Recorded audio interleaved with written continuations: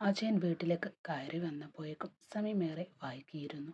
പുറത്തേക്ക് മഴ പെയ്തതിൻ്റെ ഈർപ്പം അവൻ്റെ ഷർട്ടിലും ഉണ്ടായിരുന്നു. ഓഫീസിലെ ക്ഷീണവും ഉള്ളിലൊളിപ്പിച്ചിരുന്ന അസ്വസ്ഥയും അവൻ്റെ മുഖത്ത് തിളങ്ങി നിന്നു. വാതിൽ തുറന്ന് അകത്തേക്ക് കയറുമ്പോൾ ഹാളിൽ നിന്ന് കേൾക്കുന്നത് പൊട്ടിച്ചിരിയുടെ ശബ്ദമായിരുന്നു. ടി വിയിൽ ഓടുന്ന ഒരു കോമഡി പരിപാടി കണ്ട് ചിരിച്ചുകൊണ്ടിരിക്കുകയാണ് നീലിമ.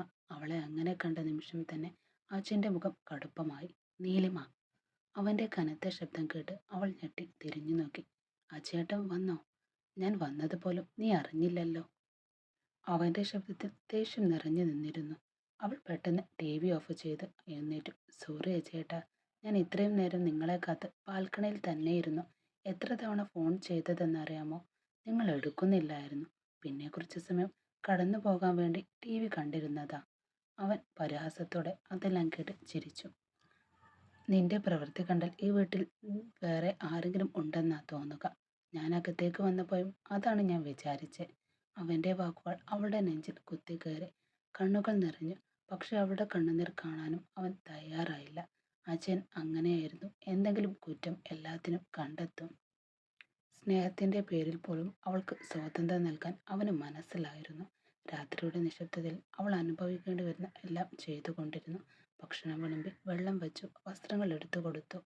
അവളെ ഉപയോഗിക്കേണ്ട ഒരു മനുഷ്യനായി മാത്രം കാണുന്നുണ്ടോ എന്നൊരു സംശയം പലപ്പോഴും അവളുടെ ഉള്ളിൽ ഉയർന്നു വന്നിരുന്നു. ശരീരത്തിൻ്റെ ക്ഷീണം തീർന്ന ശേഷം കിടക്കയിലേക്ക് തല ചായ്ച്ചു കിടന്ന അജയൻ പതുക്കെ പറഞ്ഞു, കഴിക്കാനുള്ളതെല്ലാം എടുത്തു വെക്ക്. ശരി. നീലിമ മേശപ്പുറത്തേക്ക് ഭക്ഷണം വിളമ്പി വെച്ചു. അജയൻ അവളെ ഒന്ന് നോക്കി. അവളുടെ മുഖത്തെ മങ്ങലും കണ്ണുകളുടെ വേദനയും അവൻ കാണാത്തതുപോലെ നടിച്ചു. ടൈ അയച്ച് അവൻ റൂമിലേക്ക് നടന്നു. പിന്നെ ബാത്റൂമിലേക്ക് കയറി ഫ്രഷ് ആവാൻ തുടങ്ങി. എന്നാൽ അവൾ അതേ ടേബിളിനരികിൽ തന്നെ ഇരുന്നു. അവൻ വരുവോളം. കുറച്ചു കഴിഞ്ഞ് ഫ്രഷായി പുറത്തു വന്ന അജയൻ അവളെ നോക്കി. അവൾ തല കുനിച്ചിരിക്കുകയായിരുന്നു. അവൻ അടുത്തേക്ക് ചെന്ന് അവളെ തൻ്റെ മടിയിലേക്ക് വലിച്ചിരുത്തി. എന്നോട് ദേഷ്യമാണോ നിനക്ക്? അവൾ മറുപടി പറഞ്ഞില്ല. കാരണം അവനോട് എന്തെങ്കിലും എതിർത്ത് പറയാൻ അവൾക്ക് ധൈര്യമില്ലായിരുന്നു. അവൻ്റെ വീട്ടിൽ അവൻ്റെ നിയമം മാത്രം. അവൻ പറയുന്നത് കേൾക്കണം.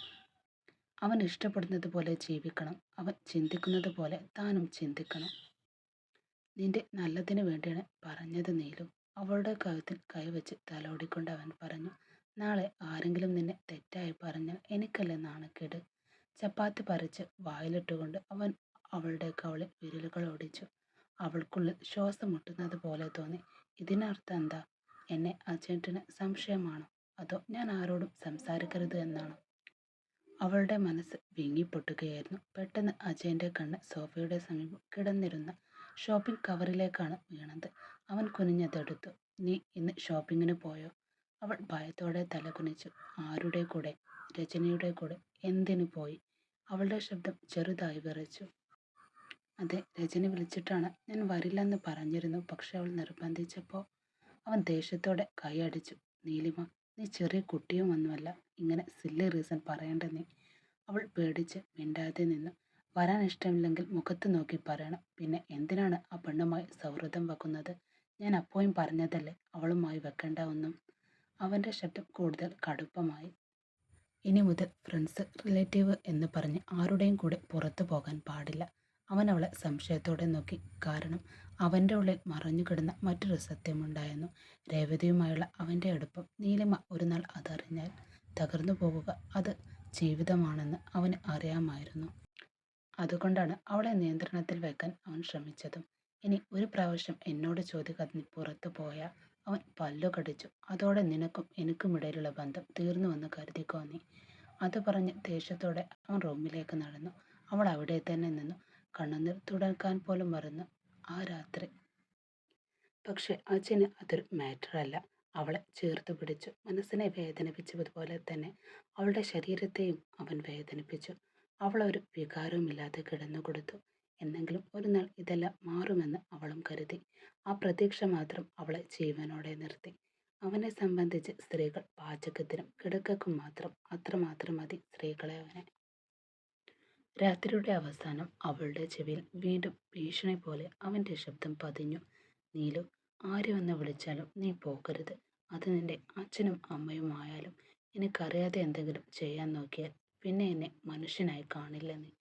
അവളുടെ മുഖം കൈകളിൽ കോരിയെടുത്ത് അവൻ അതരത്തോട് അതരം ചേർത്തു. അപ്പോൾ പോലും അവൾക്ക് എതിർക്കാൻ കഴിഞ്ഞില്ല, സംസാരിക്കാൻ പോലും. പിറ്റേന്ന് രാവിലെ അവൻ പഴയതുപോലെ തന്നെ പെരുമാറി.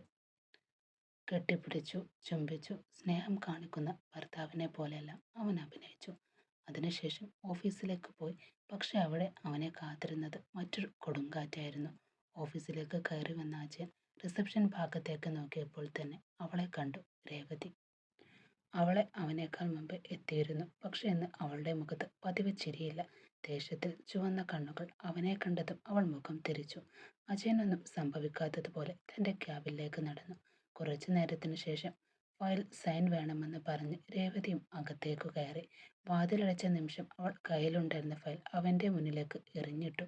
അവൻ ഞെട്ടി അവളെ നോക്കി. എന്താ രേവതി, ഭയങ്കര ചൂടാണല്ലോ നിനക്കിന്ന്. അവൻ ചിരിക്കാൻ ശ്രമിച്ചുകൊണ്ട് പറഞ്ഞു. ഞാൻ വേണമെങ്കിൽ ഒന്ന് കൂളാക്കി തരട്ടെ. അവളുടെ കണ്ണുകളിൽ കത്തി. നിങ്ങൾക്കെല്ലാം തമാശയാണല്ലേ അജയ്. അവൻ ഭ്രമിച്ചുപോയി. എന്താ പറ്റിയത്? ഇന്നലെ രാത്രി എവിടെയായിരുന്നു നിങ്ങൾ? അജയന്റെ മുഖത്തെ നിറം മാറി. രേവതി അവന്റെ അടുത്തേക്ക് നടന്നു. ഫോൺ പോലും എടുക്കാൻ സമയമില്ലാതായിരുന്നു.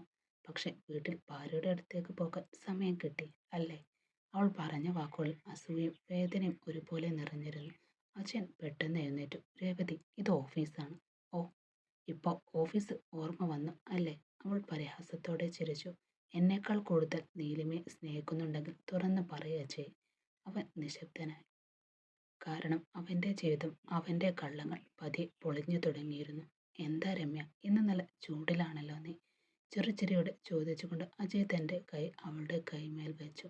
ഒരു നിമിഷം പോലും ആ സ്പർശം സഹിക്കാനാവാത്തതുപോലെ രമ്യ അവൻ്റെ കൈ തട്ടിമാറ്റി.